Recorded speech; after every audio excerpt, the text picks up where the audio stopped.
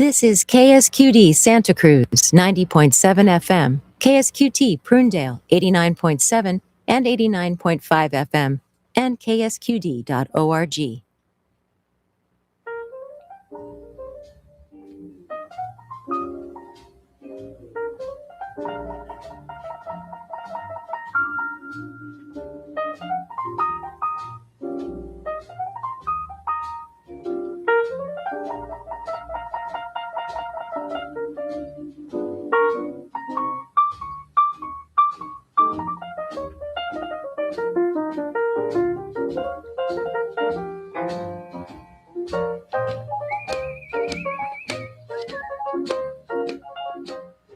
Greetings, cats and kittens, foxes and coyotes. I'm sitting here with Werner Herzog. Welcome, Werner. Good morning. Hello, Erik. And in the background, do you recognize the tapping of the feet, who that might be? It's Fred Astaire. Oh, the hoofer. The hoofer. Yeah, my favorite of all time. He recorded this in 1953 with the Oscar Peterson Trio, and they do. This is Beautiful. I thought we'd just get in the mood for our breakfast here.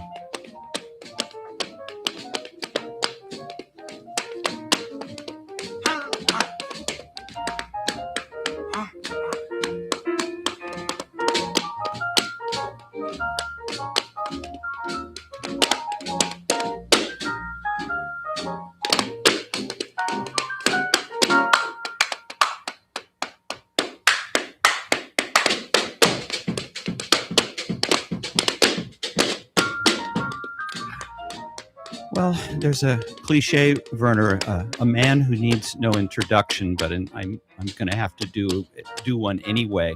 But I thought I'd go through the most prosaic and go to Wikipedia, which is this is sort of the curated by the algorithm here.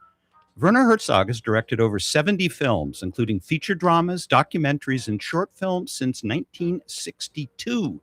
His prolific career spans over 20 fiction feature films and more than 30 documentary feature films, characterized by themes of extreme nature, human obsession, and the search for ecstatic truth. So I think you have more than 30 documentaries and more feature films than that. So right away we know that's wrong. Well, I don't count them. It must be around 80. But it depends also how you count it. For example, there's a series on death row, and you're familiar with that. I know it well. Yes, you got me into this. And sometimes these 8 films are counted at 1. Depends on how you count. Well, we're going to get to death row, and I'm thinking maybe a little later on in this 2-hour special. Werner's sitting with me in the studio. We'll just talk about general stuff, and then I'm thinking maybe as we go on, maybe talk about some of the films that I had sort of a ringside seat for. Grizzly Man, Encounters at the End of the World, Cave of Forgotten Dreams, Into the Abyss, and you yes, got me into the mess. Yeah, well, Into the Abyss. Films. To be clear, you got me into the Abyss. Yeah. Was your idea. I got you into a mess in some of these, but as far as who came up with, that'd be a cheery film. Let's go on to death row and interview people. That was your idea, but I wholeheartedly. I think your phrase for our relationship was co-conspirator, which I think that was a good way to see it. Well, you were the one who ultimately got me into Grizzly Man, the film in Antarctica, and of course, Cave of Forgotten Dreams. So I owe you a lot. You were the producer. You came up with the projects, and has been wonderful. Well, again, the films are entirely yours. And I think we talked about this last night at dinner, Werner. I never once had the stamina to set foot on a set where you were working. So I have absolutely no idea of your working methodology, which I think I want to ask some questions about. I always knew whatever was going on there, you were in complete and utter control. And all I would do was pace and sweat nervously. I would be utterly useless on a set. You would have to throw me in a river in 5 minutes. So I knew that wouldn't be a terrific idea. To start kind of at the beginning, though, not at the beginning, but your first film was that 1962? What would you consider your first film? Well, that was my film school. I did featurettes, of course, at that time, celluloid, and nobody would finance them. So I became angry, and I was still a school kid in high school. And I started to work the night shift as a welder in a steel factory for almost 2 years. Well, a good 2 years.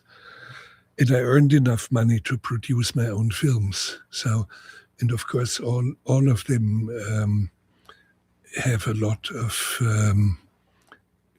elements of failure in it. But I learned from it. I learned on the run. I never was in film school. So my early short films, I consider my film school. And yeah, the difference now is it's so much easier to make a film. Back in 1962, the Cro-Magnon era of filmmaking, the technology wasn't available. You had to really fight and scrap. How did you get the equipment? I don't know why, but I think something nefarious was involved in you getting your start. Yeah, I know. Does the word illegal come to mind? Does the word fraudulent? Am I on the right path Yeah, here? kind of on the right track. Sure, yes. But Erik, there's a lot of myth making around this.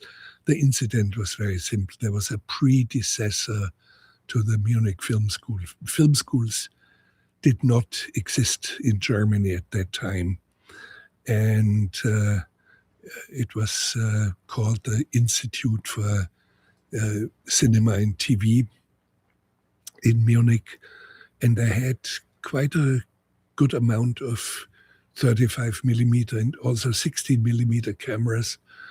They also had 2 or 3 flatbeds for editing and some other equipment. And they were supposed to rent it out for free to aspiring young filmmakers, but they always overlooked me. I applied for it, never got a camera. And the ones who were egregiously untalented always had these cameras. So, and I remember I was one day in these offices, and they had a room for the cameras. And I was always a technician and fiddling around with it. And all of a sudden I see myself alone in this room. And I looked at the cameras and I picked one, and then I looked at another one. And I wanted to see the lens because there was, I think, a long lens on it. And I walked outdoors and looked through the lens down the street just to see how this very long lens functioned in a real environment. And I find myself outside in the street with a camera. So I somehow decided to walk away with it. And because I was shooting a film, and I wanted to shoot over the weekend and return it Monday very early, so before they even noticed that the camera was missing.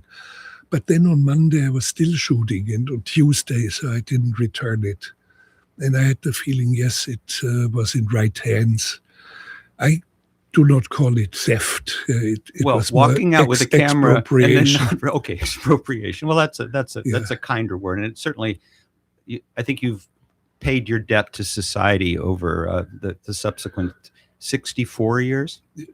Whatever. Yeah. No, I'm doing the math. Camera was in good hands. I used it well. It really served the purpose of the whole thing, and in this case, I think there was nothing wrong about it. Besides, I think this institute never even noticed that a camera was missing.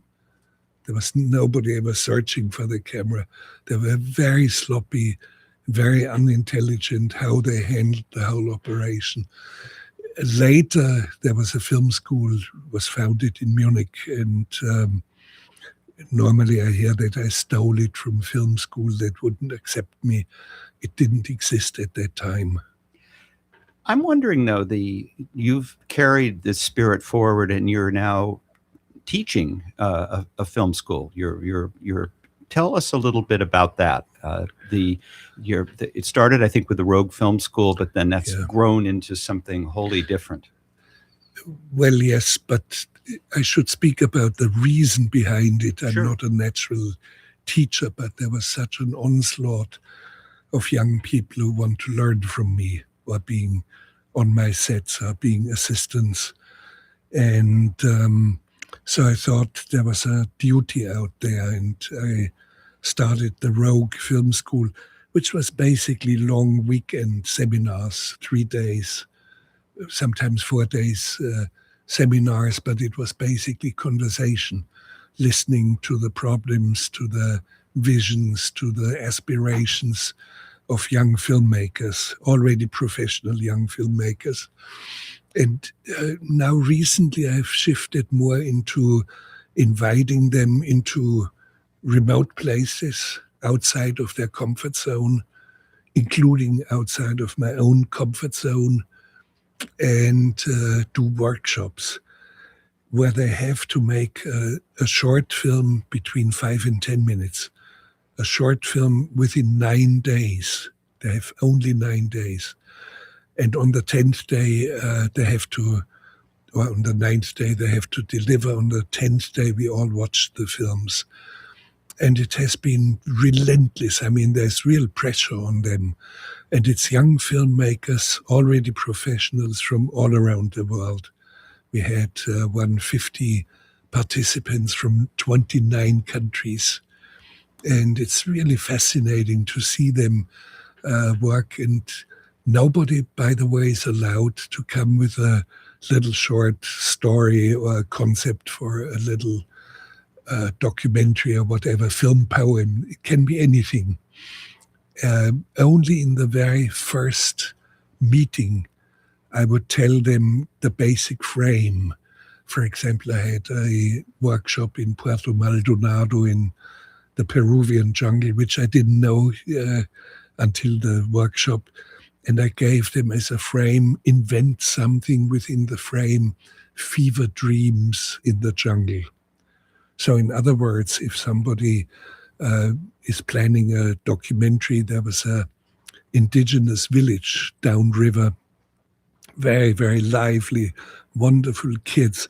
And I said, if you go there and if you do a film there, I do not want to see a film from you which has statistics about illiteracy or childhood mortality or things like that. I want to have something more with fantasy, more with liveliness, no statistics, nothing didactic, no journalism. I want you to do fever dreams in the jungle. So the homework assignment was a fever dream in the jungle. Yeah. And you have to invent something immediately. And then, of course, I did a workshop in the Azore Islands, North Atlantic. I've never been there. And of course, what was fascinating is that, again, they had to work, in this case, in groups of two. One person more cinematographer, the other person more director.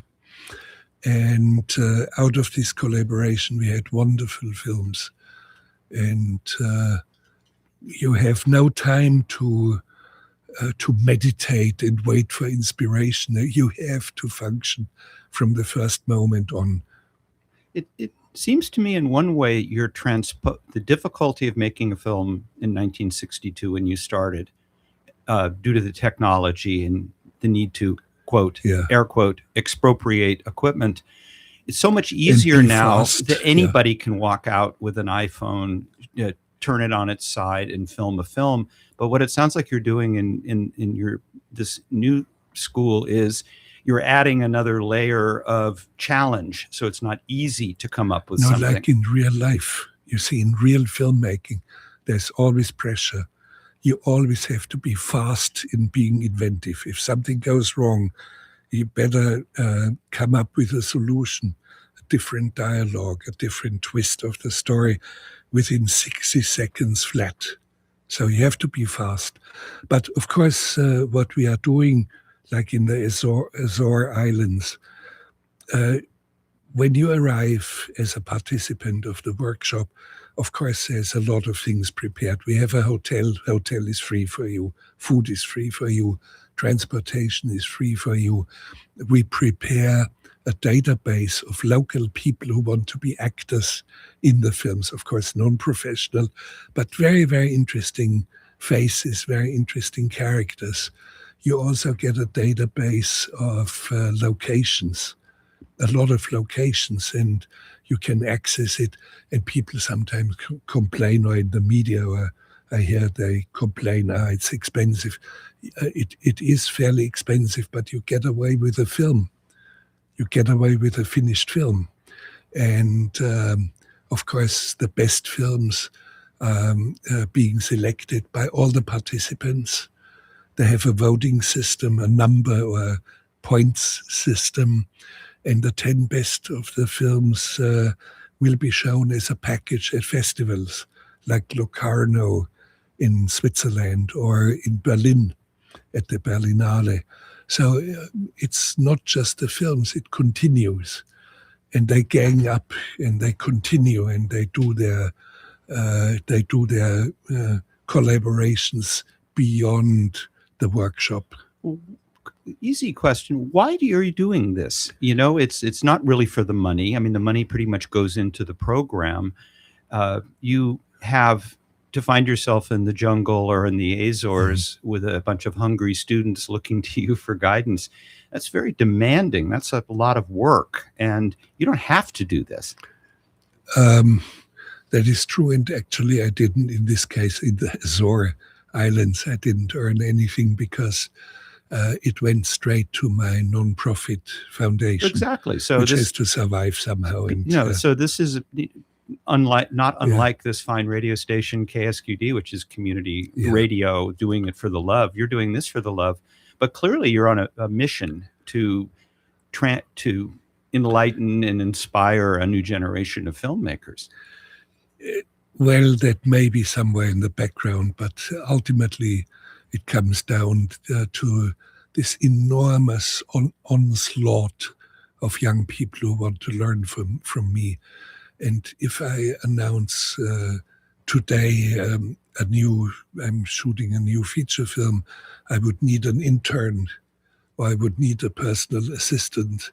I probably would get a couple of 10,000 applications. I'm not exaggerating. The internet makes such things possible.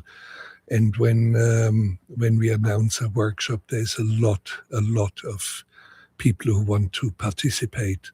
And I mean, from Shanghai to Uruguay and from Yakutia in Siberia to South Africa and God knows where. It's a demand. It's this kind of avalanche. There's an avalanche coming at me. And I look at it and I have the feeling, yes, there's a need apparently out there. Apparently and my films have something which entice young people to learn from them and learn from me. And I see it as part of my duty. And much of what I'm doing, the films that I've done in my life and the books that I've written, it's all somehow a form of duty. I see it as a good soldier. I try to be a good soldier. And of course, there's a duty out there and responsibility and courage, all qualities of a good soldier. And I try to pass that on. Well, you have a tremendous work ethic, and I can vouch for direct collaboration with you that you come in. There's no such thing as you going over budget. In fact, I remember on Grizzly Man, the song he sings at the end on the plane. Remember? Yes. That is Willie Fulton. When we got the license bill, you immediately said, no, that's just too much. And I was the one as the producer saying, no, we're going to license that clip. And you've thought, I won't say first of the budget, because I don't think anything's going to come, no producer is going to come between you and achieving a vision, but you do have a ticker in the back of your mind about being responsible. And that, to people who are just casually acquainted with your work or the myths and legends, oh, it's the crazy guy who pulled the boat up the mountain. But the fact is, that production, all your productions are extremely well organized and Swiss-like, dare I say, I won't say Bavarian-like, Swiss-like in their perfection. Yeah, well, perfection is not the right word. I try to have them well organized, and within the framework, of course, I'm flexible. It's not kind of pedantic fulfillment of a shooting schedule or staying within a budget, but it's budget itself is, and I keep telling young filmmakers, it is your long-term survival. You have to stay on budget. You have to. Very good example would be Bad Lieutenant, Port of Call, New Orleans, with Nicolas Cage. And a Hollywood producer, and every one of my friends told me, oh, this is never going to work, you and this man. And I said, let me listen and let me find out. And I saw the budget. It went all very, very fast. There was hardly any time for pre-production. I saw the budget, and I had the feeling there were a few cushions in it. Being a little bit cowardly, this may cost more. And I said, well, I always stay on budget. I can guarantee that. Ultimately, I'm the completion bond. I have the function of a completion bond. I will deliver the film on budget, but maybe under budget. If I stay under budget, I want to be rewarded by a bonus, with a bonus. And ultimately, I stayed $2.6 million under budget of a film that was under 20 million.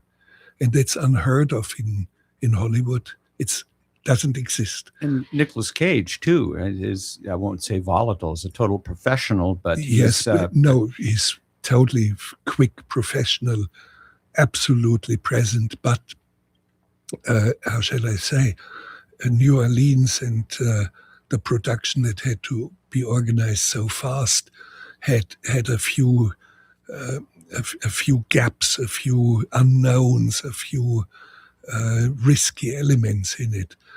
And so now the production company, the producer, wants to marry me, sending me a screenplay every week.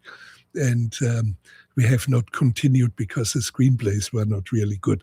But what I'm trying to say is this, Erik, for young filmmakers, you have to stay on budget, or even attempt to stay under budget. Only when you do that, you will have a longer life in filmmaking. Filmmaking is a short-lived affair. When you are a musician, a composer, or a cello player, you can play cello until you are 92, like Pablo Casals, giving concerts. When you are a painter, you paint until you are 100. When you are a filmmaker, your shelf life, or your life, active life, as a statistical average, is not more than 14 or 15 years, and then you are gone. Because in most cases, it is a question of how you made profits with your films, but you only can make profits if your budget stays low and you are on budget, so that you have the point where the film becomes profitable, comes fairly quickly. Well, you're one of the few, very few, I can literally count on the fingers of one hand, directors who's worked, I won't give your exact age away, but in your 80s, and you have a feature film that's about to go out. It sounds that I've heard so much about, and I can't wait. You're in the middle of shooting a new documentary, Ghost Elephants, is out, and of all places, the Disney Channel and Hulu with National Geographic. But that was 3-4 weeks ago. Exactly. So, but I do have a finished feature film, Bucking Fasted. We can say that on the radio, folks. Yet, yeah. You can do the letter transposition to do that. I think the FCC will let us do that. It's a slip of tongue. Yeah, Bucking Fasted. Get it right, Werner. Yeah, we'll be taken off the air if you don't. Yeah. Well, again, just from your perspective, what do you owe your longevity to? You've mentioned budget, that you're responsible and you're known for being responsible. We'll leave aside the fact that so many of your films are what we call stone cold classics, indelible cultural things. They also have, I'm answering maybe my own question, they're uniquely yours. You can see 2 minutes of one of your films, even without your distinctive narration on a documentary, and know you're seeing a Herzog film. What else? What am I missing?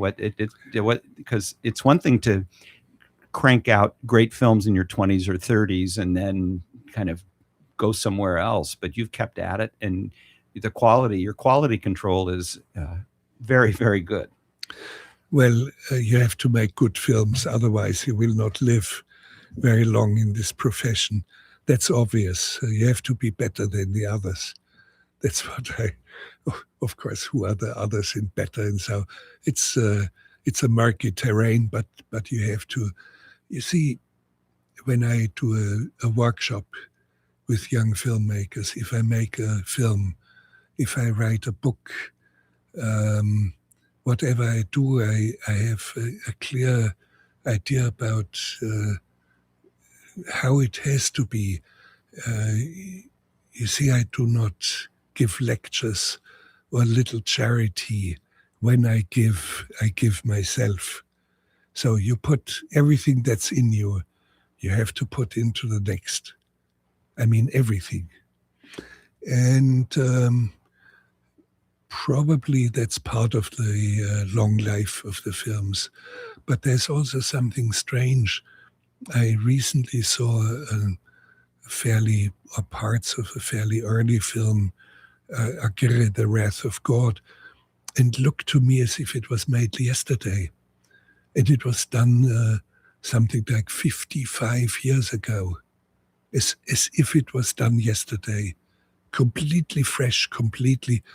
And it has to do also, there's no trend. I've never been trendy. I just followed my vision as it was there, overwhelmingly there.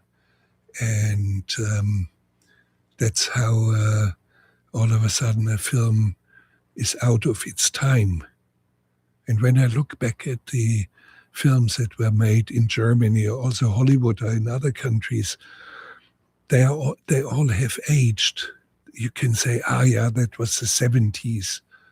But when you look at Agirre, the Wrath of God, or The Enigma of Caspar Hauser, or even Dwarfs Started Small, they have no time, they have no reference to a trend of the time. Well, I've noticed that, this is a gross simplification, but your feature films feel like documentaries in their quality. They seem accurate. They seem in the moment. They seem true. And your documentaries seem sometimes fanciful and the ecstatic truths. They seem to be amplified in some way. There's this.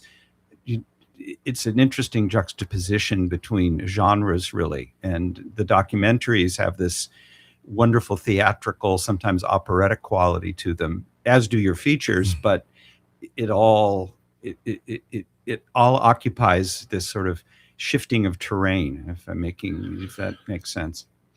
Yeah, of course, it's an observation that has been made many times, and I have to acknowledge, yes, it's correct.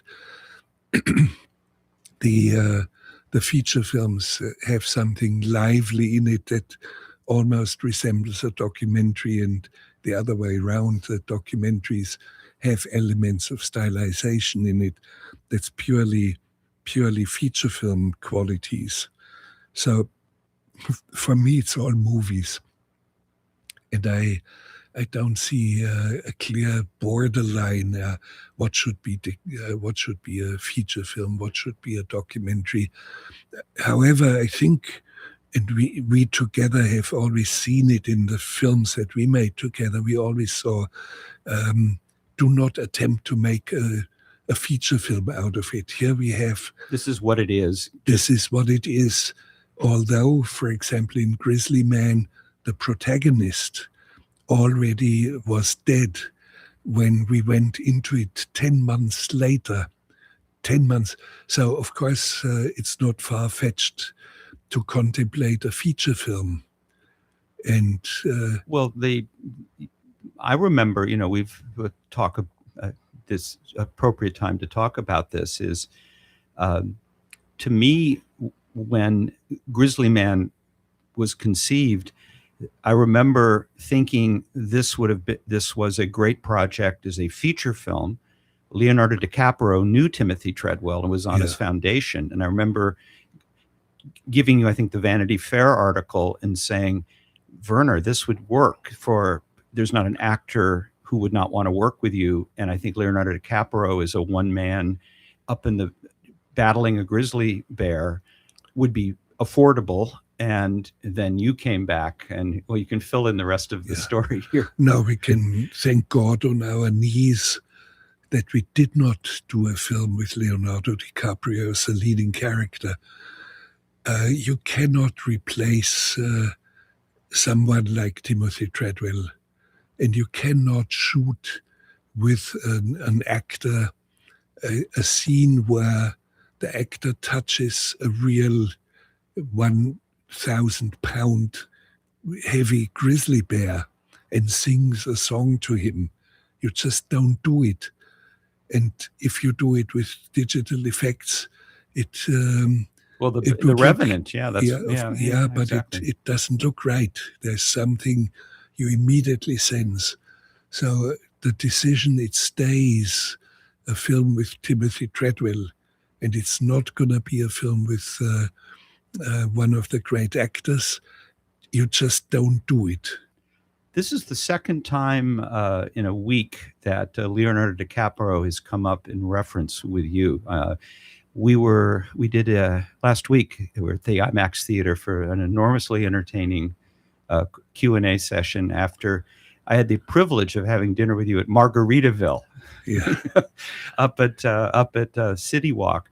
But after the Q&A, I think the phrase "mobbed" comes to mind. A lot of people were in that audience, and the theater manager, I don't think I told you this, came up to me and said, I hadn't met the guy, but he said, I just have to tell you, we've had Leonardo DiCaprio here for a Q&A. Werner Herzog has gotten more attention than Leonardo DiCaprio. So true story. Fresh. It happened last week. My memory hasn't faded on that one. Let's put it this way. With a live audience, I'm always lively right after the screening of a film. And of course, it was IMAX. And you orchestrated and financed the remaking almost of Cave of Forgotten Dreams in 6K for IMAX quality, and all of a sudden the film comes into a separate, second, wonderful, much more wonderful life than ever before. And you just witness that with an audience. And there's so much life there. And of course, with an onslaught of genuine curiosity, I always become very lively. So I'm good. In a way, I'm good with audiences. You're terrific with audiences. Well, I try, even if they're sometimes stupid questions. And in this IMAX theater, there was not a single one that was stupid. But sometimes with stupid questions, I try to elevate the question to a higher level and give a very serious answer to it.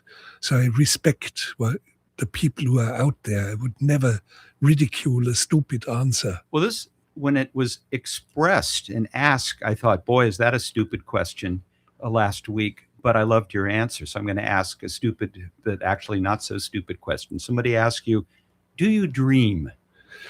No, I do not. um, Explain yourself, young man. well, how can I say it? I'm the one who is the living proof that there are human beings who do not dream.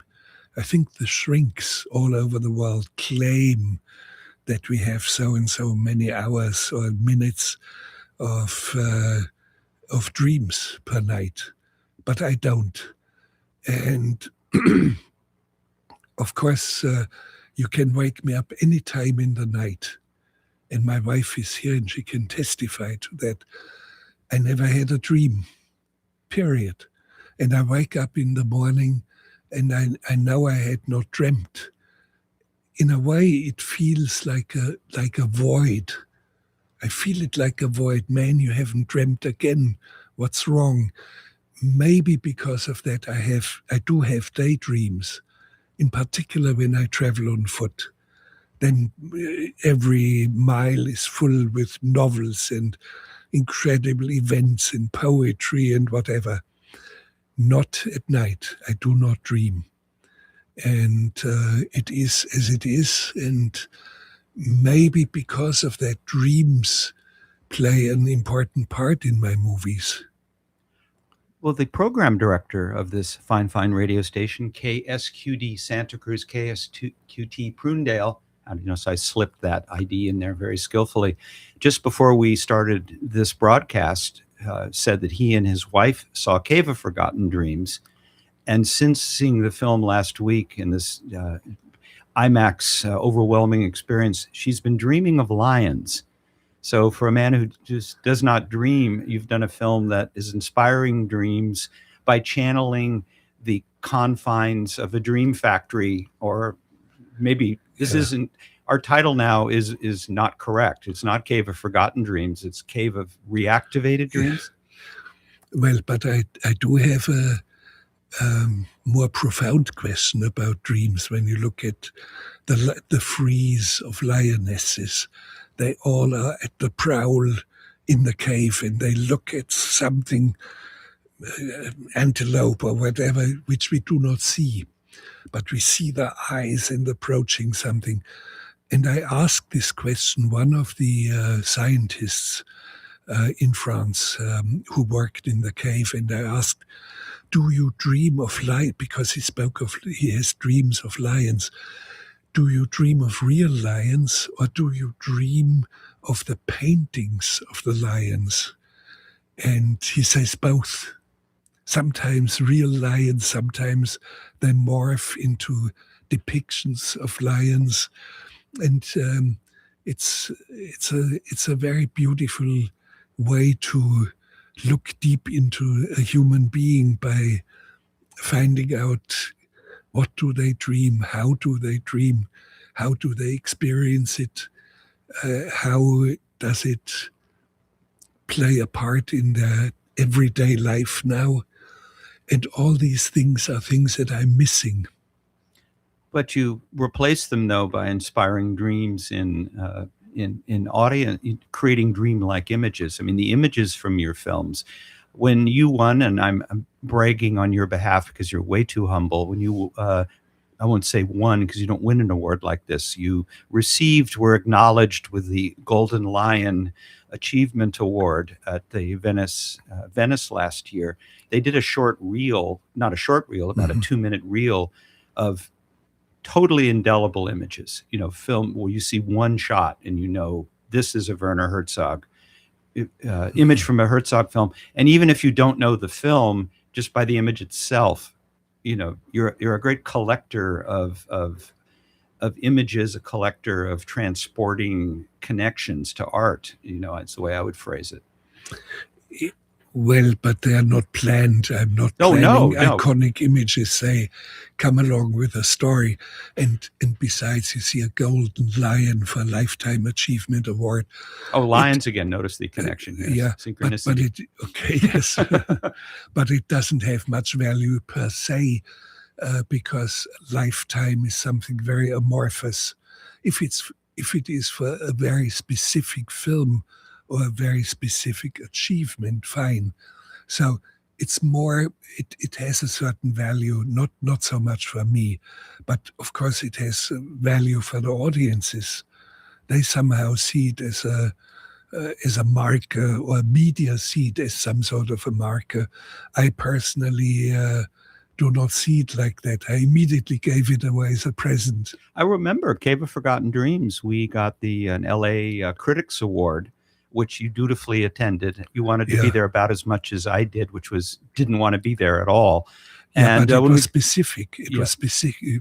It was for that particular film. Exactly. And then it has a value. Yes, sure. And I remember when the ceremony was over, as we were exiting wherever it was, you handed me the award and said, "Here, you can have this."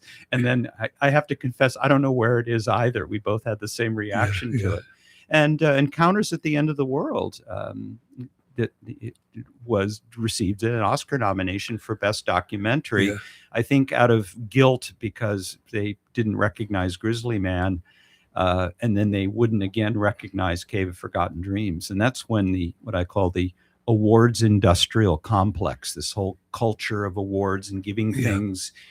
My feeling on those, it's only good as a tool to get more work. You know, if it helps you get another project, come on down awards. But I'm not sure. But I have continued without these without Academy Award. Excuse me. And you see, I cannot get an Academy Award nomination, not even a nomination, if my film doesn't make the shortlist. Exactly. And in 80 films, not a single one ever got to the shortlist except Encounters. Except Encounters. It was on the shortlist, and because it was on the shortlist, it could be nominated. It was lifted out of the pool. And Caves didn't get. Not again. I'm a little more warrior-like when it comes to these snubs. It is as it is, and of course, Academy has its own trends and its own labyrinthic ways to reward or to punish. You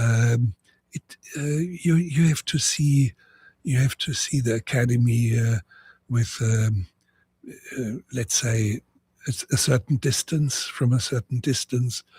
and acknowledging it's a strange creature, and it has its values, it has its strong points. When it comes to awards, don't argue about it. It is as it is. Well, what's your reward? When do you have a feeling of a job well done? I'm pretty sure it isn't necessarily box office. It's not necessarily critics, because we can talk about critics later, and I'm sure we will. When do you know, what's your internal mechanism that says, good, this is a good one? If I see one single person walking out of a film of mine who tells me he's not alone anymore. One single person. And then I know that was good. Why don't we take a little musical break? You picked I'll give you a quick recap of some of the music you did. Just do it, set the emotional. Maybe some of it which I used in films like Bad Lieutenant and The Dancing Chicken of Stroszek, Solitary Old Lost John. I think that is exactly the music we should play. Yes, because it has such a vibrant, such a joy of music, and of course it is American, quintessential American, and I love Solitary. I love this song so much that I used it in 2 different films. Can you play it? I will play it. Yeah.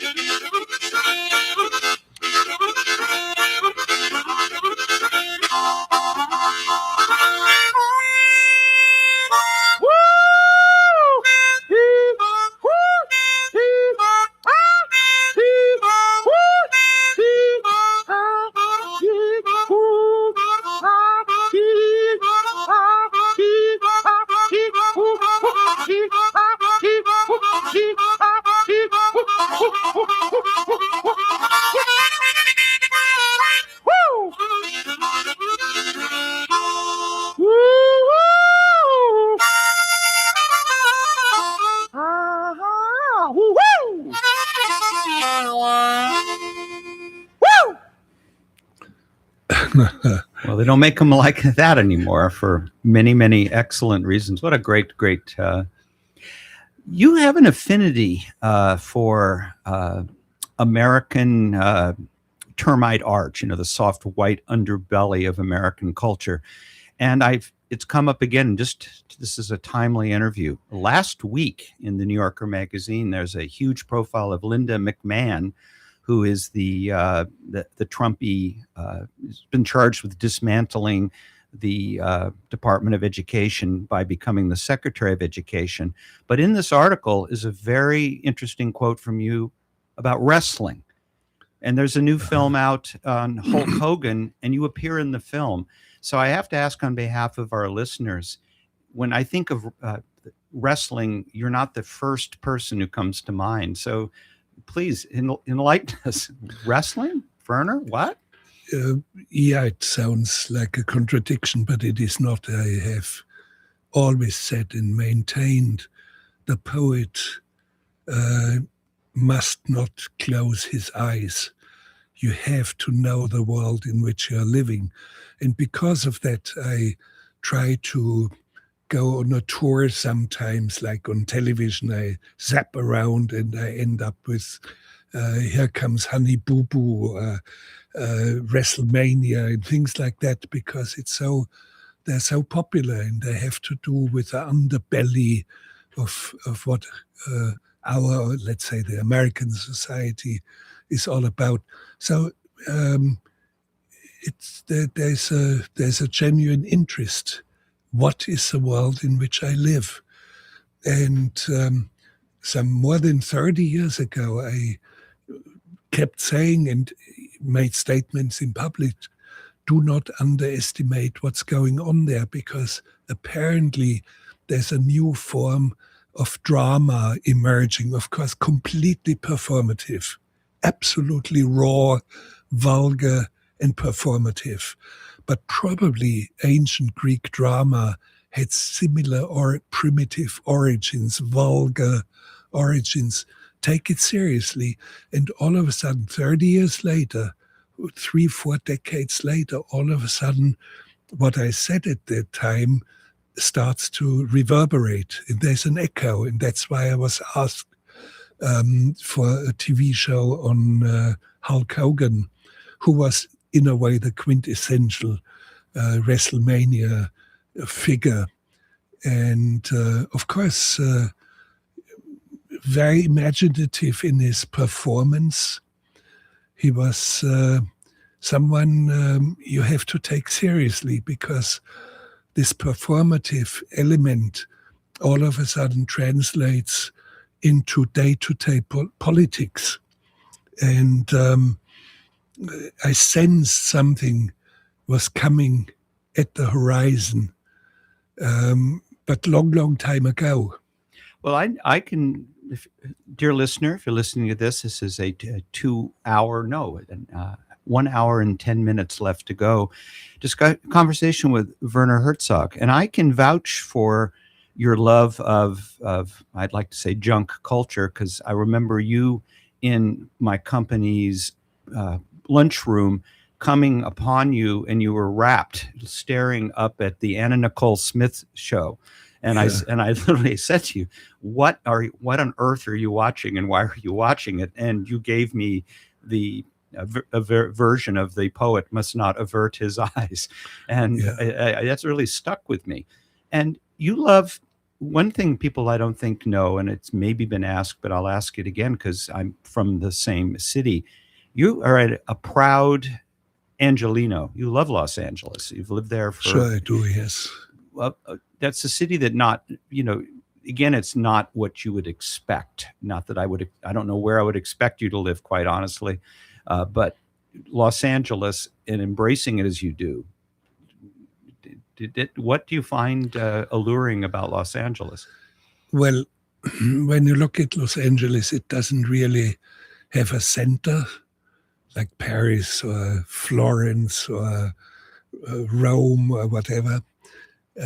It's stretched out suburbs, and the center itself is partially uninhabited. It's only the insurance companies and banks, and at night it's populated by the homeless.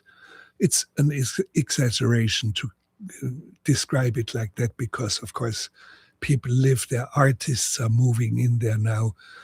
But Los Angeles in a way is the city with the most substance.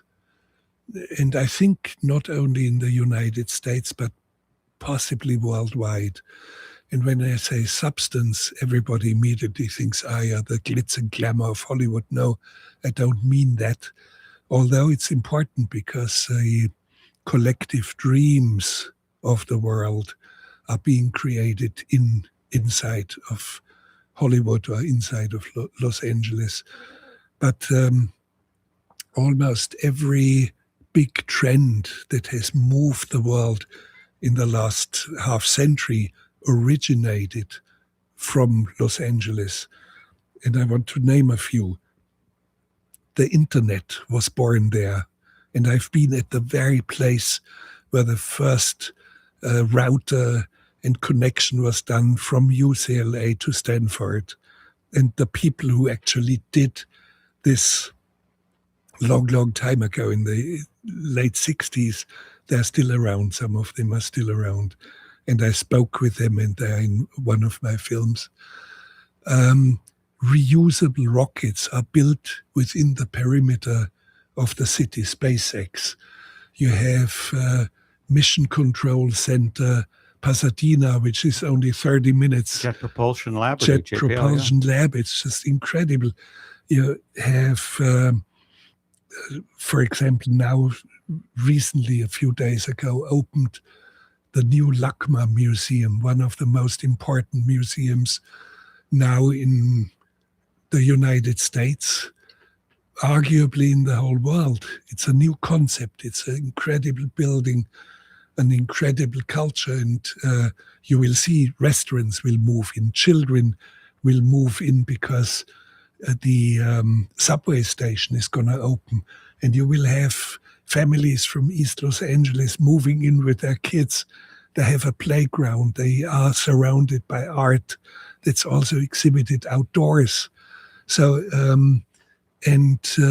trivial things or seemingly trivial things like aerobic studios. It's a purely Los Angeles creature. Jane Fonda started it. Or you have the pumping iron, the men, the muscle men at Venice Beach. You have inline skating. You have the writers, the painters, the real great painters that used to be in New York in the late 40s, early 50s. They're now in Los Angeles. And on and on and on. Only a very few, I keep saying, a very few trends, big trends that shape the world or engage the world were not born in Los Angeles. For example, Muslim fundamentalism. Of course, it is an important movement in the world that shapes the political landscape to a good degree of our planet now, but not born in Los Angeles.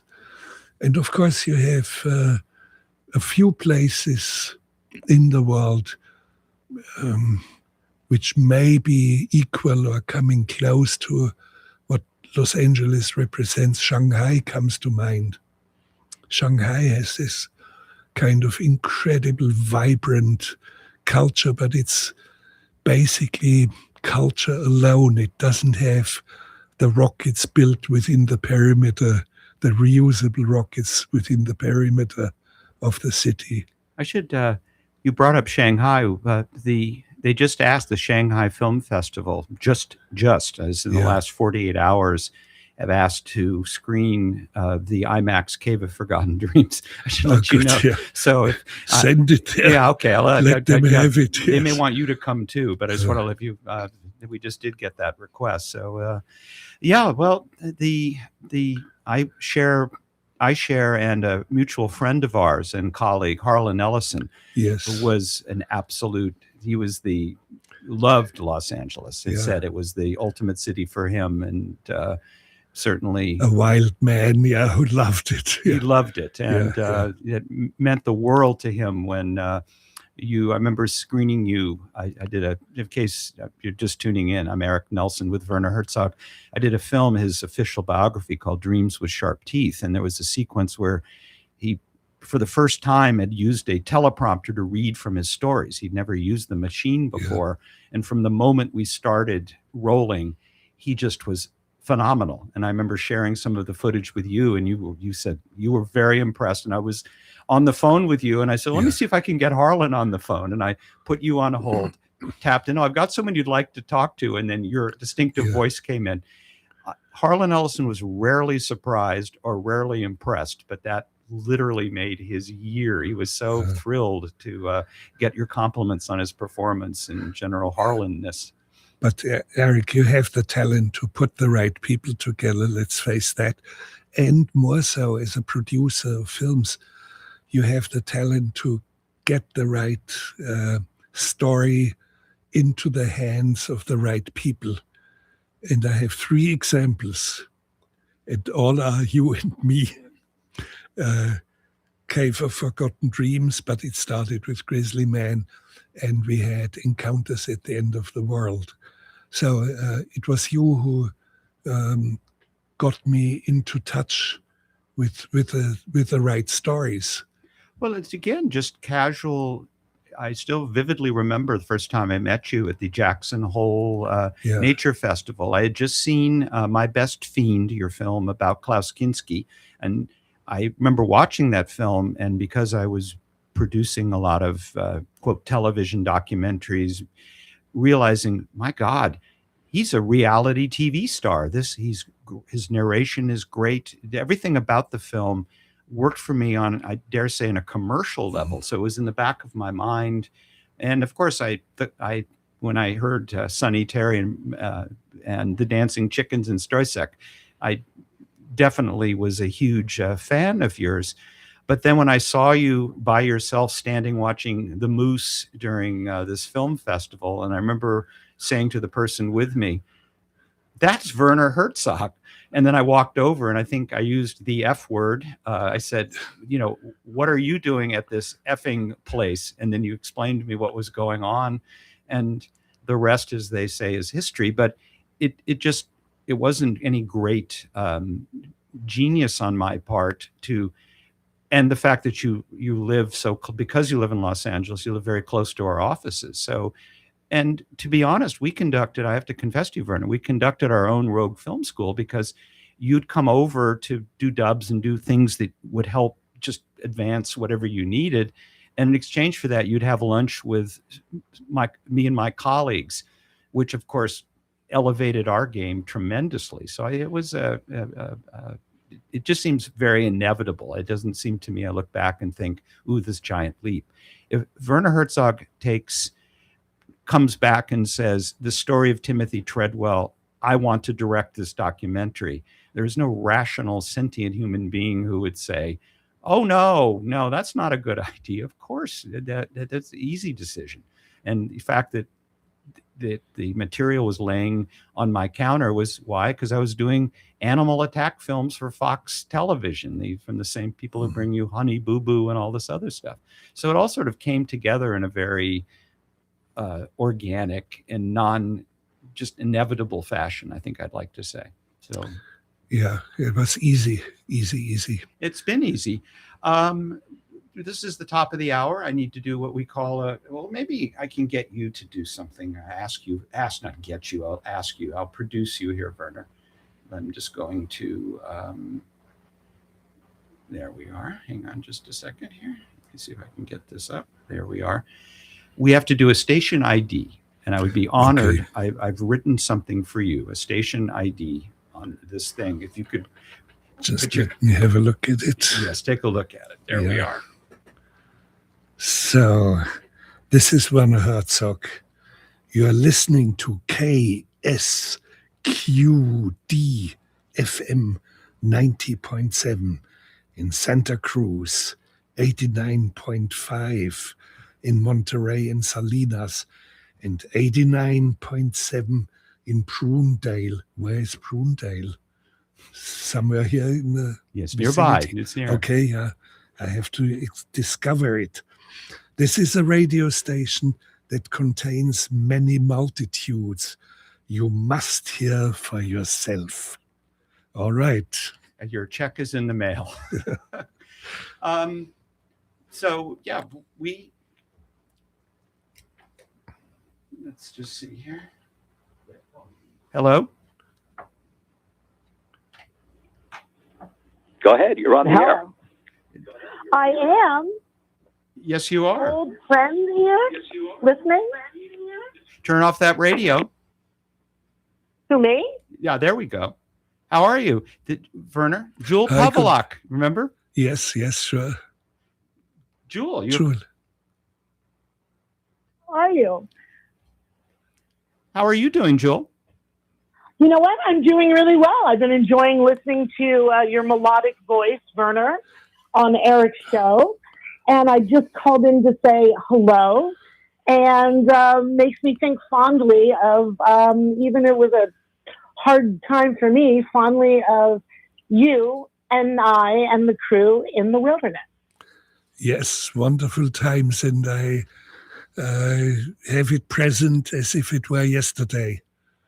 So, ladies and gentlemen, Jewel Palovak was, there would be, you say there'd be, that I had an instrumental role in Grizzly Man. Everything revolved around Jewel. Jewel was Timothy's, everything passed to Jewel. They were very, very close in life, and without Jewel and without Jewel's trust, there'd be no Grizzly Man. Yeah, that's probably true, but it was all about Werner, coming on board. Yeah, and somehow you handed over sensitive material, included of Timothy Treadwell, that is now the core of Grizzly Man. So, and I owe you a lot and indebted. You have been. No, come on. Without you, we wouldn't have the film. And you two went on the road together, because with my aversion to being bitten by flies and generally being completely freaked out by the whole dimensions of what we were trying to do with Grizzly Man. And Jewel, you're the one who accompanied Werner on the shoots. Any stories come to mind from your adventures up there? Well, I do remember one of the first things when it was too bright outside for something, and Werner said that he did not like sun on his skin or on his celluloid. And I always sort of remembered that. And then I definitely remember him having an affinity for many different sorts of chocolate. And so we sort of dubbed him Count Chocula during the filming due to the accent that people probably mistake for, the Nosferatu type of thing. I remember a lot of laughs. I remember trying really hard to find a Kentucky Fried Chicken because that was one of Werner's secret shames. No, I'm not ashamed of it. I'm probably the only thinking person who. All right. Definitely a secret shame, but it's great to see that you're still doing all kinds of stuff. I did take a look at the ghost elephant and really honestly had never seen the camera work where the elephant, where you're underwater I don't even know, we didn't really see the elephant from that thing, but I just thought, yeah, that's a good Werner shot. That's a really good. Thank you, yes. Good thing about that. And I loved that man. He seemed very sweet. Yeah, Dan, was that his name? Yeah, very charismatic also. I mean, a real good central character in a movie. Yeah. Well, while I've got you go for it. While I've got you two together, the scene in Grizzly Man that I just read an interview. Who was the director? He just did as a documentary director, as a new film out, who said he basically lifted the entire conceit of the film from the scene with you and Werner, where the camera's focused on you, Jewel, and they're playing the tape that we knew we could never listen to. And I remember having discussions with Werner saying that, well, we have to address it, and not being able to come up with a way to address it. And then Werner comes back with that sequence, which is truly one of the great scenes in any documentary. What do you remember, Jewel, about that? Because I wasn't there and I didn't recall any discussion how that was going to come together. And between the two of you, I'm really interested in I did produce the film, but I don't recall how on earth, who hit on that idea or how that happened. Well, Werner and I discussed that obviously no one was going to a movie theater and hearing their son or their friends or their brother die on screen. Like, as you said, Werner, was not a snuff film. But definitely, Werner, you were very insistent that we address it some way. And I'm pretty sure that you came up with that idea of you listening to it while I was there. Don't you think? I do not recall exactly whose idea it was, but it was obvious. We had to address it. We did it well. And I still feel the pain in me when I looked at your face. You were at arm's length away from me.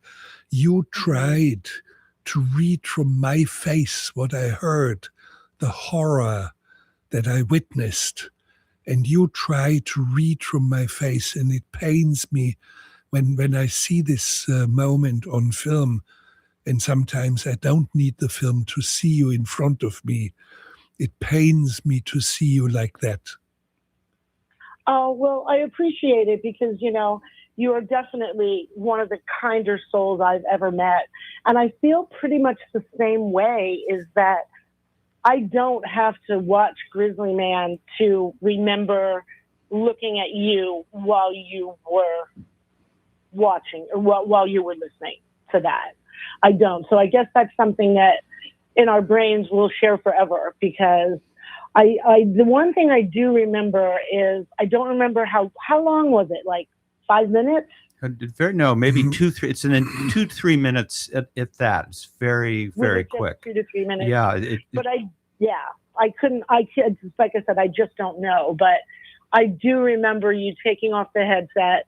Your eyes were filled with tears. this was an off camera, and you asked me for something to drink. You knocked back a big thing of cognac and told me I must never listen to that. And you were right. Where is that tape now? Is it just in a deep vault? Because I remember my idea, which was totally inadequate, and my thing was to film you erasing it, just to say this not only can never be done, press the double record and you're erasing it. It is gone. It'll never be heard. And that was a halfway measure. But is that, because people are so fixated on that, and certainly were at the time we were making the film. No, it's gone. I got rid of it. Really gone. Good. Yep, I did. I don't know why I held on to it. I have so many things of Timmy's. I mean, I've weeded them out through the years. But I don't know. I always felt like, it's part of him. It's part of his legacy. But, as you get older, you just realize what's important. And what's important is that no one ever hears that. And even though his death ended up defining his life in many ways, it's just not something that ever needs to be anymore. So it was the past, and it's definitely gone now. I wish you told me. I would have filmed you throwing it out. Oh my goodness. I have no shame, as you well know, Jewel. I know, Shockway. I know you have no shame. And Jewel, I would like to remember one thing, and it has to do with life. When we were up filming, I do remember we were near one of the campsites of Timothy Treadwell, Foxden nearby. And we had eaten lunch, and I had a very cheap hamburger and greasy fingers from the hamburger. And all of a sudden, one of Timothy Treadwell's foxes appears. And you said, I think it was Shadow, one of those foxes. I think it was Spirit, maybe. Yeah, one of them. You gave me a name, and I forgot. And I had the feeling that fox is to my liking. It's a sweet fox, very, very shy. And I stretched out my hand, and I sensed that the fox wanted to get a whiff of the hamburger. And it approached slowly, and then it stopped and came closer and closer. And then a foot away from my hand stopped. And then very, very slowly it came and touched my finger and sniffed my finger. And it was a very great moment in my life. It's as strange as it may sound.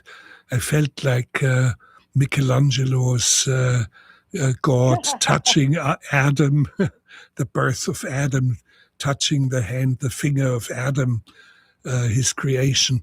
And I had the feeling, man, this is life. This is a moment that is indelibly marked upon my soul. And it had to do with life. And you got me there. And which of the foxes was it? Which one did you say? I think it might have been Spirit. Ah, yeah. Right. Not Shadow, Spirit. It was Spirit. Mm-hmm. Yes. Well, the thing that just looking at I have an historian bent here, is the chronology of Grizzly Man. That, if I remember correctly, you went up to shoot in Alaska Labor Day, early September. That's when we started. You guys went up there to film Grizzly Man. My birthday, actually. Yeah, it was your birthday. Yeah. Didn't we go first, though, to scope it out? Well, I think there was a scout. There was a scout up in Alaska, and then you went back up to film. And then, if I remember correctly, Werner, the cut was done by 9 days. I mean, you pretty much, the heart and soul of Grizzly Man, you went in with the great editor Joe Beanie and came out with a cut. And then including commentary written and recorded and put into the film. Well, music was missing. That was a big gap, and it took months. And of course, 9 days, I remember very well, you said, this would be a great film for Sundance. And it was September, and I said, no problem, because Sundance is end of September. September 30th is the deadline. We got an extension for 2 weeks. I didn't know that. I only knew Sundance is at the end of January or so. The festival like itself, but to get a film in, oh yeah, you got to easily. send them something. But you said there's a glitch, and I said, "What's the glitch?" Well, the deadline is in 9 days. Can you try to get something together? Yes, we put it together, and it was very, very far advanced. Of course, the music Richard Thompson was working on it was missing, and of course, a few important elements came in.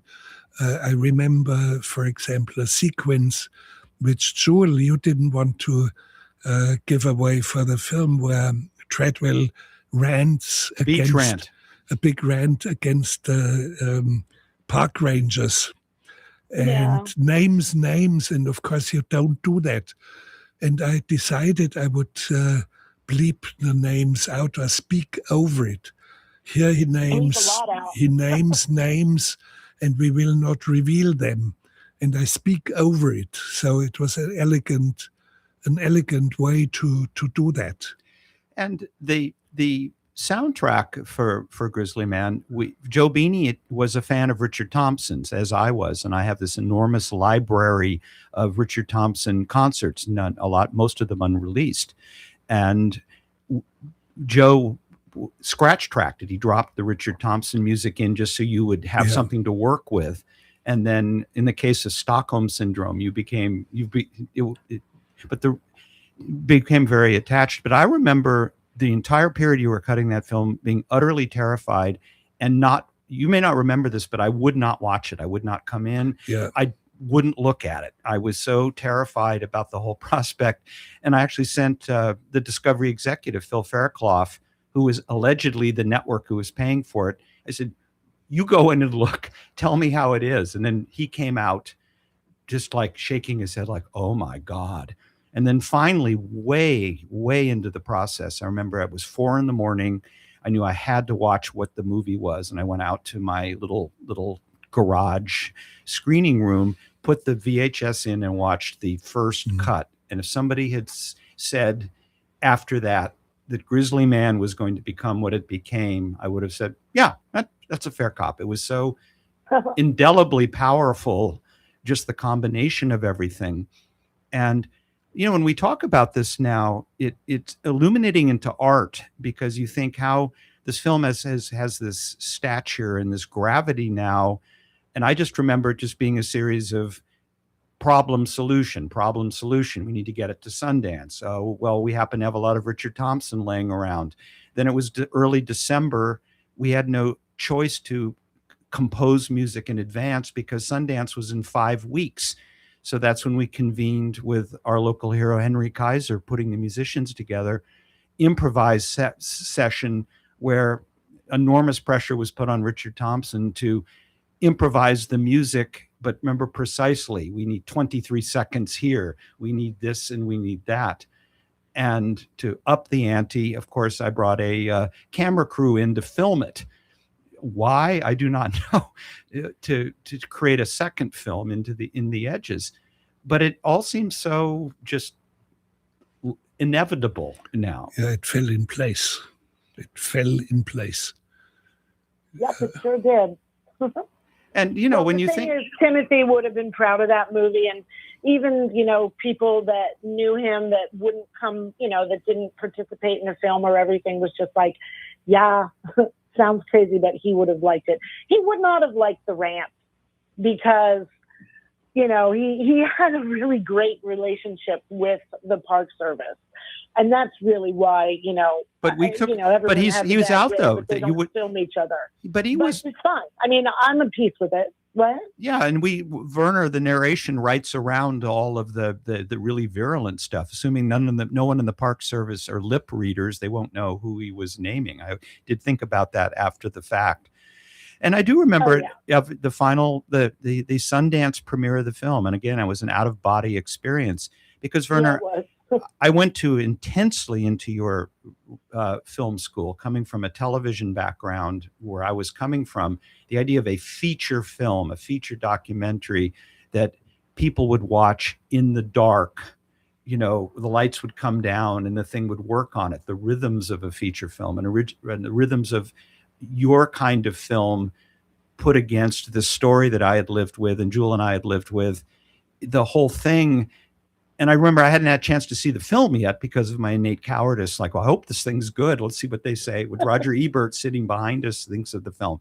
But from the moment that Timothy walks out and that great music starts with Richard Thompson, again, if they'd stopped the projector and said, well, this film will be on Time's best movie of the year list, and the New York Times will have it as the only nonfiction film on both their critics and their audience list as a documentary, the only film that appears on both things, I would have said, yeah, it's fair.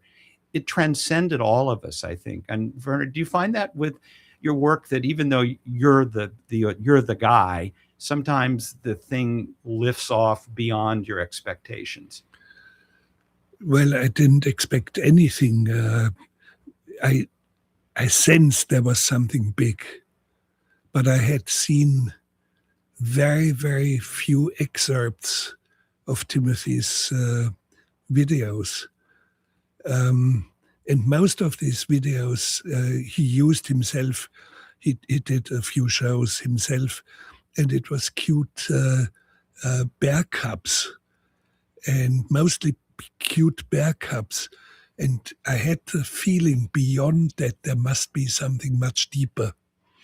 And also at the same time, as strange as it may sound, Treadwell and I are so different in character, in thinking, in philosophy about the worldview and so. And I believe we would have become friends. It's one of those strange things. Of course, he was dead already 10 months when I came across his story and came across some of his footage. And yet it was obvious to me, yes, that would have been a guy with whom I would like to hang out or do some traveling in Alaska or somewhere else. No, well, it's that's true. One of the reasons why you spoke to me, Werner, when I had to make a decision about which way to go with the documentary was Burden of Dreams. I can't remember what was Les Blank, yes. Yeah. Les Blank's Burden of Dreams. And I had seen that, and I, saw you and your struggles and everything that it took to went into the making of that film. And I look and I was like, that guy is a kindred spirit with Timmy. That guy is not going to give up. That guy is going to whatever project or whatever mindset it was going to make that happen. And that was one of the things that spoke to you. And yeah, I think you guys would have had a nice time traveling around and having some fun. But there was eating junk food. But there was a fundamental debate. What's so interesting about Grizzly Man is it's a debate between Werner's, shall we say, bleak look at nature, and Timothy's, we can touch the bears and be friends. And it's an argument in some way between the two of you about your philosophy of nature, yet you respect Timothy as a filmmaker and as a human being. There's a lot going on in the film that came out in the 9 days you were figuring your way into the material. Yeah. Well, he created material that nobody ever created before, and nobody after will come up with this kind of footage. No Hollywood studio with millions and millions of dollars will get us a single shot of what Timothy Treadwell had done for 100 hours of footage. So his achievement is unique. His footage is unprecedented, and it will stay that way. Nobody will ever, ever, ever create such a body of work, and I respect that. I'm a filmmaker, and I see what I see, and I know what I know. And I was very lucky that I could in a way complete what Treadwell could not complete. Mm-hmm. He was dead. Well, he was dead, and we complemented each other. As different as we were, we complemented each other, and it was good that I took his footage and made something out of it. I agree. Has your view of nature? It seemed to me when I was watching the ghost elephant that your your view of nature, I'm not quite sure what I had felt at the time. I can't recall the exact feeling, but I had a feeling that your view of nature has changed a bit. Is that true? Yes, and it's remarkable. It has changed. I have been very outspoken about the stupidity of chicken. That if you want to look into an abyss of stupidity, look into the eyes of a chicken. And that became somehow a very popular thing on the internet. However, now my cinematographer Peter Zeitlinger has chickens in his country home in northern Italy. And he said to me, watch, they're so smart how they are resting under bushes because there are hawks out there, and they're very great survivalists. And yesterday I'm staying at Erik's home in Santa Cruz, and he has got chickens, and these chickens have different characters, and they are just wonderful creatures to have them around. And slowly and surely I'm changing my opinion about chickens. And even in my new film, Ghost Elephant, there's a scene of a tribal elder in Namibia, one of the Khoi-San Bushmen. And he repairs, a very old man, repairs all day long his music instrument. And chickens, and he sits on the floor in the sand, and chickens all around him.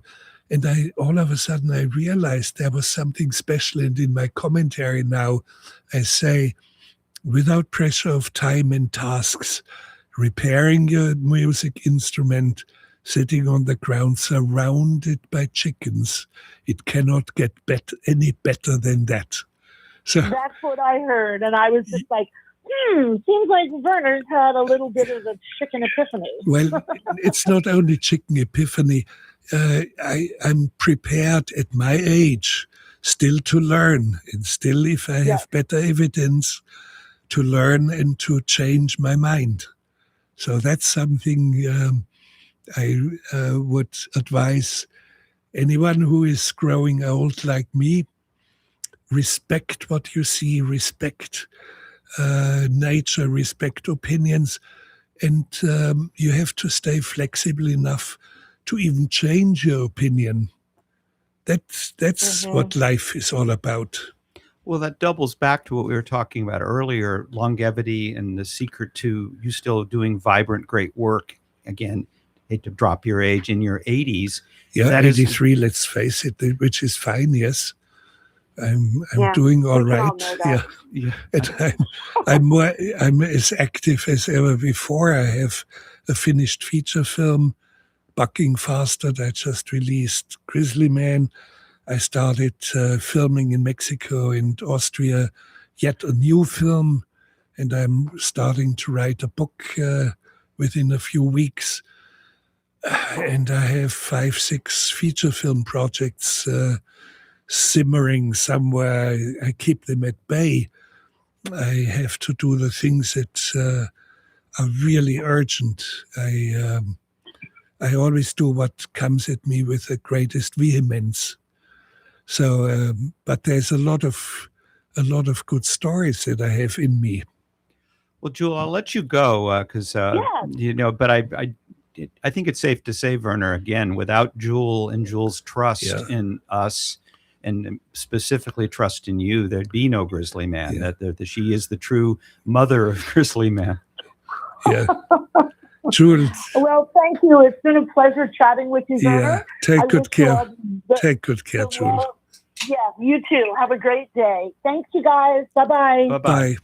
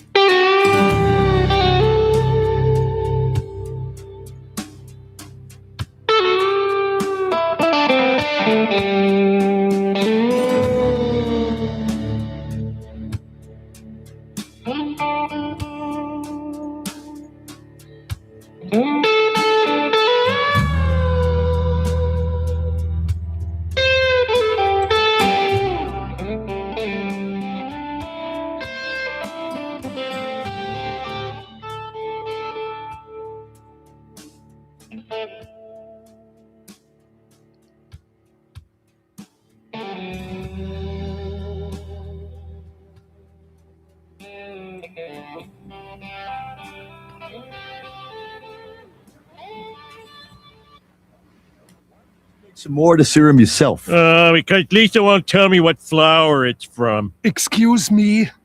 My name is Walter Hottenhoffer, and I'm in the pharmaceutical business. I was wondering when that guy was going to state his name and occupation. Quiet! Sir, has your daughter found a drug that renders old people tolerable to us normals? Yeah, but Lisa won't tell me how to make it. Lisa is irrelevant. It's time to start healing Marge. I love your accent. I didn't know I had one. This brings us to one of the things that came out of Grizzly Man is,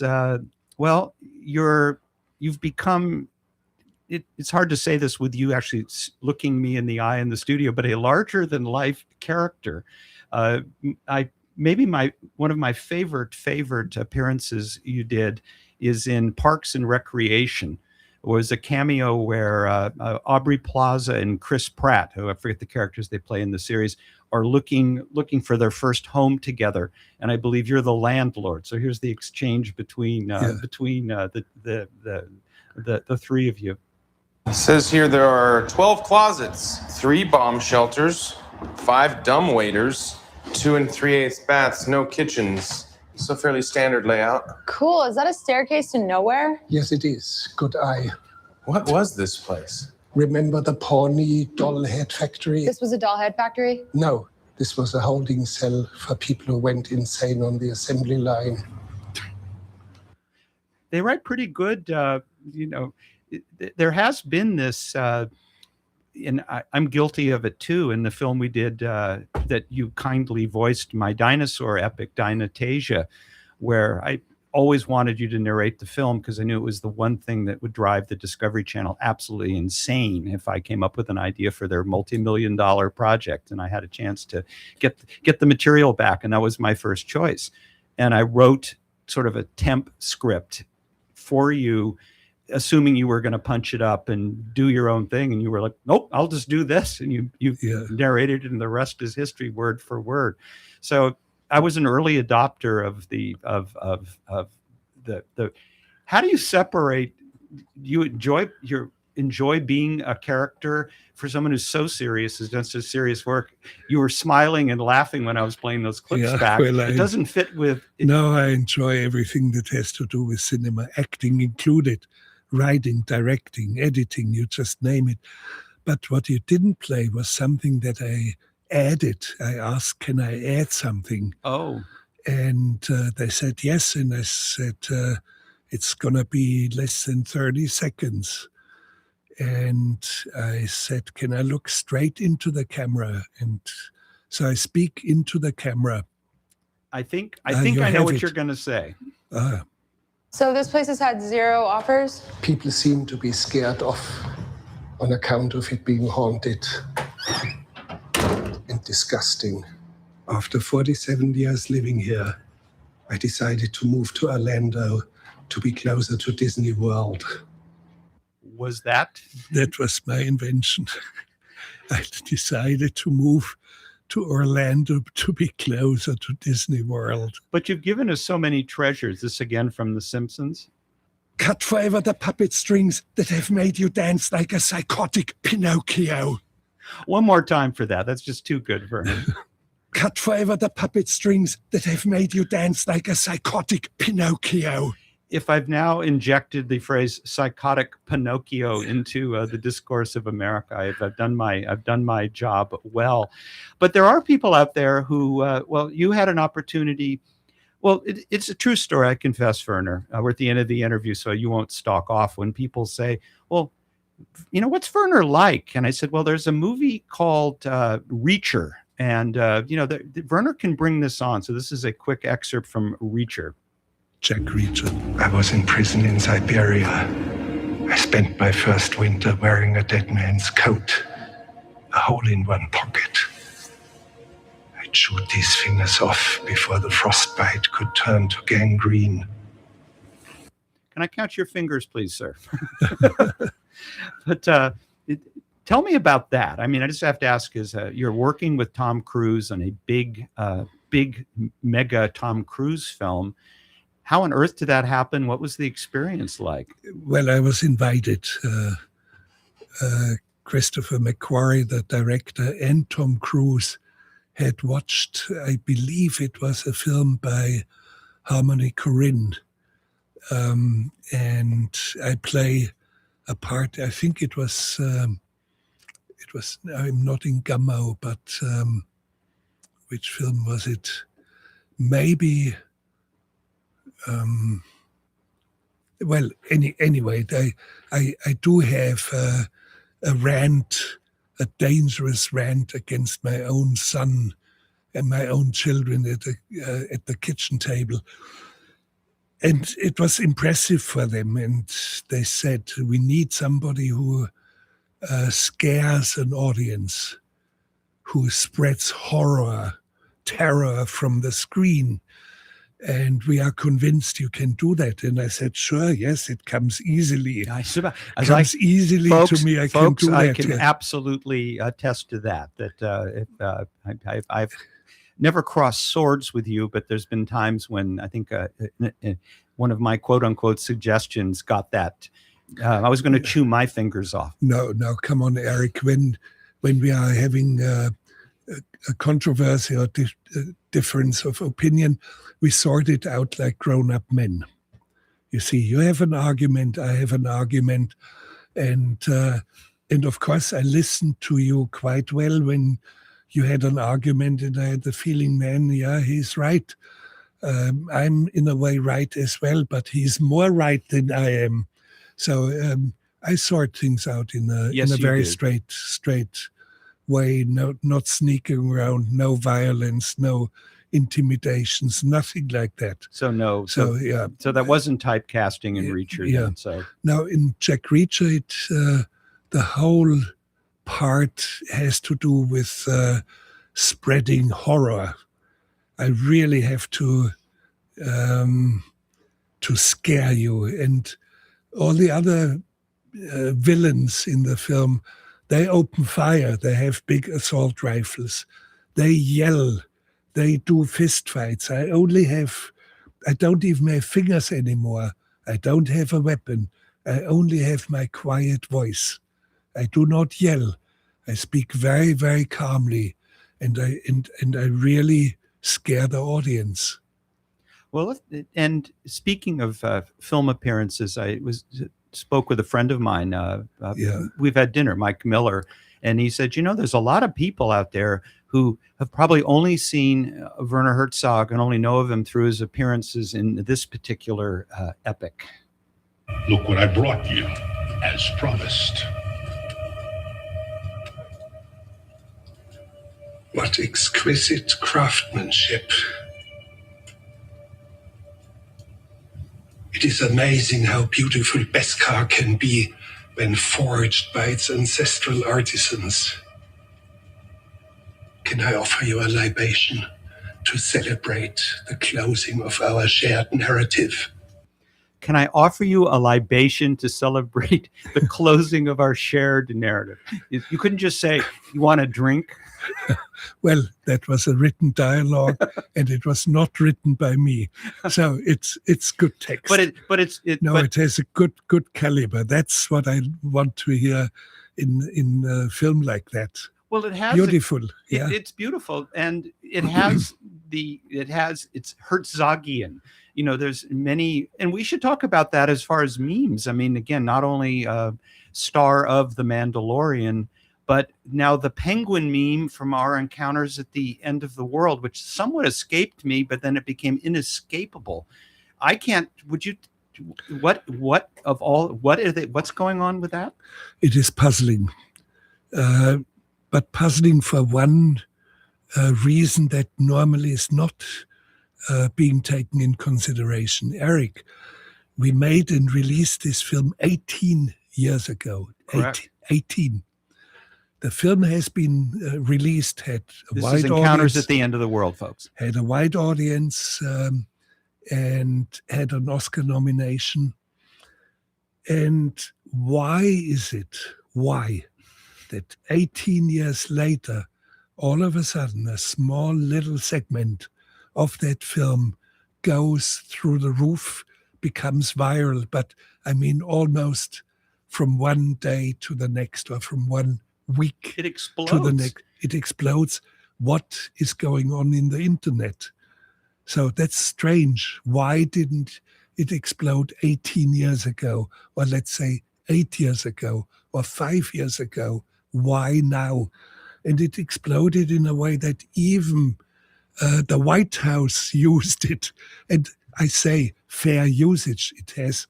I have to acknowledge that Donald Trump has the same right of free speech and fair usage that I would give you or anyone around here. So, of course, I heard about this only 4 days after it was released by the White House. I found it very puzzling and bizarre. And of course, you don't do anything against it. It's 8 seconds only, fair usage, free speech. And it's existential penguin. It's the penguin walking into the... Yes. Explain, tell people who haven't seen it. Yes, and the funny thing is, I think it is Trump's voice, the president's voice is, well, America is not like this penguin who doesn't know where he, she, or it is going. America knows in which direction we are going. I think that was the gist of this little clip that was released. I found it puzzling, to say the least. No, it's. But how can I say? It's no bad feelings. It has been in 80,000 different usages around the world. Again, art will find its way, and the idea, this concept of this huge amorphous algorithm-driven internet seizing upon an image of a lonely penguin by itself walking into the abyss, and that becomes, yes, it makes no sense, ladies and gentlemen. Well, it is an image, an incident of great depth, and in a way, when you look at the entire film, it's one of the things that stick to you forever. It's heartbreaking. It's heartbreaking because you can hold the penguin, you take him prisoner, carry him back 80 miles back into its colony. It would instantly start to march into the mountains. And the mountains, I mean the continent of Antarctica, is as vast as continental North America. So 5,000 kilometers, 3,500 miles of ice and mountains, and no fishing grounds. Of course, this penguin is walking into its inevitable death. And at the same time, there are certain rules of engagement in Antarctica, and it should be the rules of engagement vis-a-vis wild nature in general. When a penguin marches by and walks into the mountains, stand still, do not move, do not stop the penguin from what it's doing, do not interfere with nature. Even though in this case, nature is deranged. And my question to penguins and the expert about penguins was, is there such a thing like insanity among animals? Is there such a thing like insanity among penguins? And he says, or he points more into a derangement, out of its range. And at the same time, with the same breath, he starts speaking about prostitution among penguins. Well, that is something way, way, way beyond the march of the penguins. which is the Disney vanilla ice cream sentimentality. The film that won Best Documentary when Grizzly Man was snubbed. That March of the Penguins? Not that I'm keeping score of these things. No bad feelings. Not from your side of the table. Let it get what it got. No, it was very popular. But, of course, nobody has ever spoken about prostitution among penguins. All this was not picked up by the meme. All this was in 18 years later. So we have to look at this with a keen judgment about the very nature of the internet. What is going on? How are the algorithms making it explode? But why hasn't anything else exploded? Why hasn't Aguirre, in Aguirre, the Wrath of God, speaking to a little monkey in his fist and proposing the purest empire on God's wide earth and tossing, and he says, I'm the wrath of God, who else is with me, and tosses the monkey aside. That's the ideal thing for becoming a meme, for running wild on the internet, but it doesn't. It doesn't. It sounds to some degree that it bothers you that the truly important moments of your films haven't been memed, and then a solitary penguin. No, it's also it's a very important moment, and it's one of the deepest moments I've ever covered on film. No doubt. It is more the question, learn about the internet, about what is becoming viral. You see, but you can't second guess it, I think, and you've proved the point by thinking that. No. It's I heard a very good way to speak about hunger. The best description of hunger is the description of bread, and in a way, the best description of the internet is a description of a penguin walking to its death into the mountains. So, and I try to understand deep inherent laws of the internet through this moment where it gets viral. I don't have an answer yet. If you don't. I'm not. No, sometimes I'm a slow brooder. Sometimes well, I see. If you have, we all have Macs. The little rainbow ball that processes the image. That's probably what's going on now. Is that we're in a processing mode. Well, if you can figure this out, like you figured out that WrestleMania would lead directly to President Donald J. Trump. No, sorry, hold it. WrestleMania does not lead to Donald Trump. It's only a way of engagement that is ritualized and settled in this form of, I say it in quotes, sports. It does not lead to Donald Trump. It is actually a question of America itself. America voted for Trump, and it's in its majority.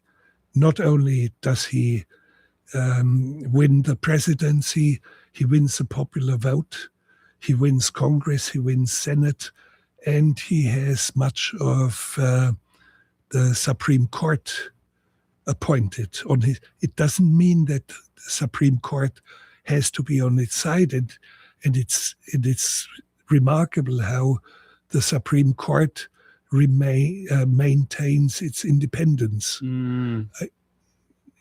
That was a skeptical from my part. Well, let's see. We still have a couple of years in the presidency of Trump. Ladies and gentlemen, we're recreating Werner and Erik in the edit bay having an argument about something. This is as far as it ever gets. Don't wave those no fingers at me, though, Werner. I can see. No. It's fine. I see political events with different perspectives, and of course, my perspective is a perspective of someone who lives as a guest in your country, which I like. Otherwise, I wouldn't live here. And it is the perspective of someone who comes with a completely different background. I grew up at the end of the Second World War, post-war hunger, destruction, and the revival of a whole country. And of course, my perspective has to be a different one. And my perspective is a perspective from outside, because I cannot vote. I do not have citizenship and I cannot vote. So you, Erik, who can vote and you determine the fate of American politics, you have to have a different attitude. And I respect completely what your attitude is. Well, we're in it, and again, I have a long historical view, just kind of, and then a detachment, not unlike you, where I sort of step out and I don't get as worked up in some ways. Yeah, there's an inevitability of what's going on now that's going to work its way through the system. I've always rejected the cliches of, well, Trump is like Hitler and Nazis. No, folks, not even close. No, these things do not line up. Silly primitive. It's a silly argument. premise. Yeah. It is unique to America at this moment in time. I do believe that WrestleMania, the internet, all of the things we've been talking about have created a petri dish where these things can grow and flourish. But it's all, you can't make any sweeping generalization about it, but it is what America is. I have to ask a quick question about the AI, which is now is rapidly expanding like a algorithmic fungus across so many fields. And there's a debate with any filmmaker who comes up and says, this is a tool. Steve Soderbergh just said he sees it could be a tool for documentaries, and got a lot of heat for doing that. It's tough to make an opinion on anything that is still so amorphous and is yet to find its real home. But is this something you're wary of? Is this something that you think could there be any practical positive use for a technology like this? Well, artificial intelligence in general has glorious and incredible possibilities. Pharmaceuticals, for example, it's completely amazing, and many other fields. But of course, I don't want to see it taking over warfare, which it already does to some degree. So we have to be vigilant in speaking about art or cinema. But your job of making films, if someone can conjure up the indelible images of the iniguiri, that amazing shot of the trail of people, and they can cook it up in a computer in a couple of hours, you had to suffer to get those images. Yes, but artificial intelligence cannot invent it, cannot create it out of nowhere, because artificial intelligence is fed with millions and millions of films, basically mainstream cinema. And it somehow concocts out of this mass specific scenes, sequences, or stories. And it's all dead on arrival. It's all without any soul.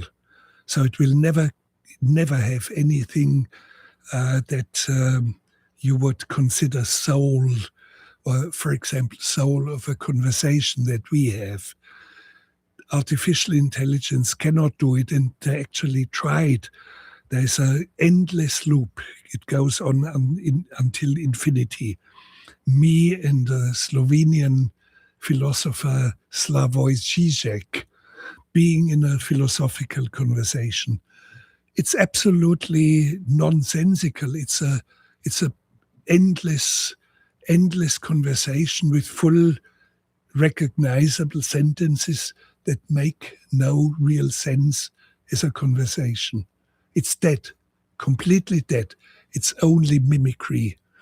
And what in cinema artificial intelligence can do is some sort of mimicry. It will not be original will never have any soul. So the scene at the beginning, the sequence at the beginning of Agere is not within the realm of invention of artificial intelligence. It's always rumination, regurgitation of mainstream, lifeless, dead on arrival.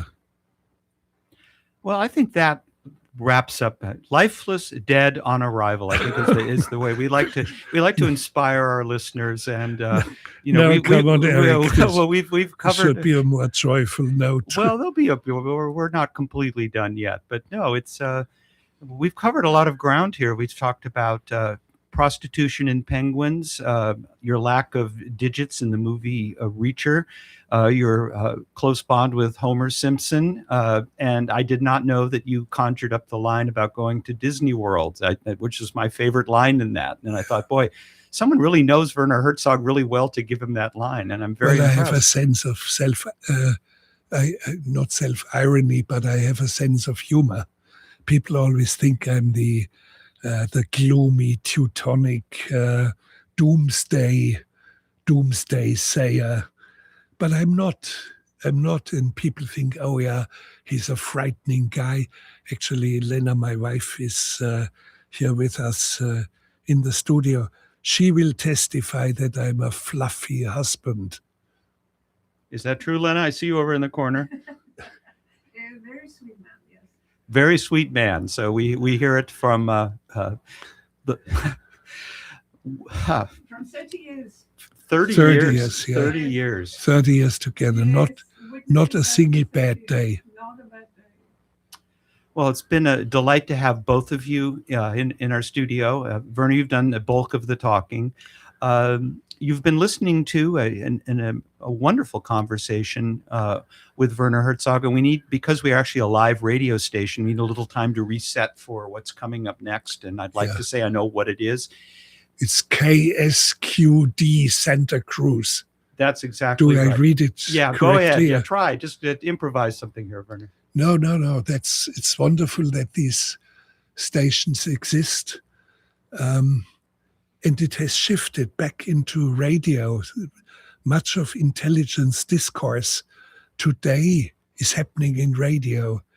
And it's a revival. It's a new way of radio, and I absolutely welcome it. Well, thank you, Werner, for all of our listeners. Thank you for everything. Thank you for the phrase psychotic Pinocchio. I appreciate that, even though you didn't write it.